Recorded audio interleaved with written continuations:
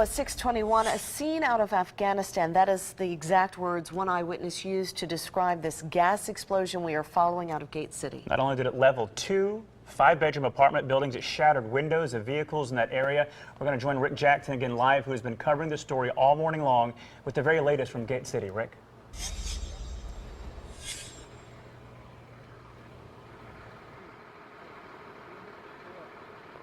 Yeah, guys, as you can see right now, this is a better view of what we've been talking about all morning. Now that they have the spotlight on it and the sun has risen just a bit, you can see that is the second building.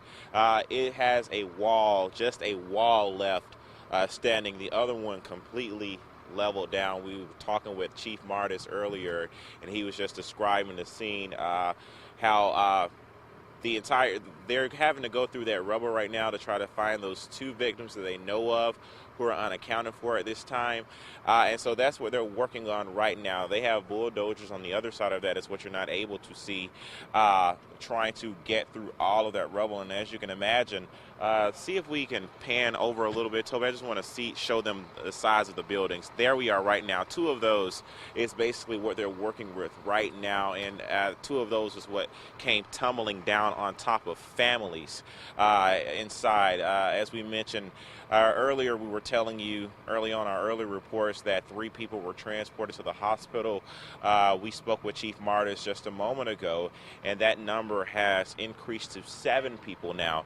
He described 4 children were transported, along with 2 adults and 1 teenager, to area hospitals, and of course 2 people unaccounted for.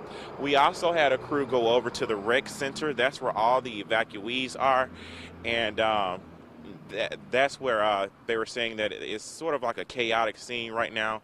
And let's see, I see Chief Martis coming up right now.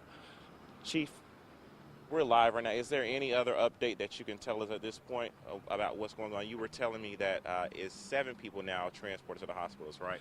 Right. We have 7 transported, mostly non-life-threatening injuries. 2 adults, 1 juvenile, 4 kids.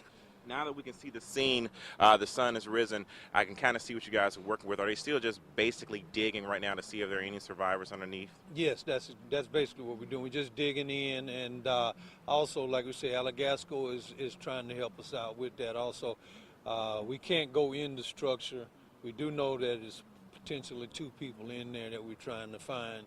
But we're probably going to just have to manually dig it out until we get to that point. I know you guys are going to let you go, but I just want you to speak to the people who are out here looking for their family members. We have a lot of people concerned, very emotional. They can't get to the perimeter. So what do you want them to know at this time?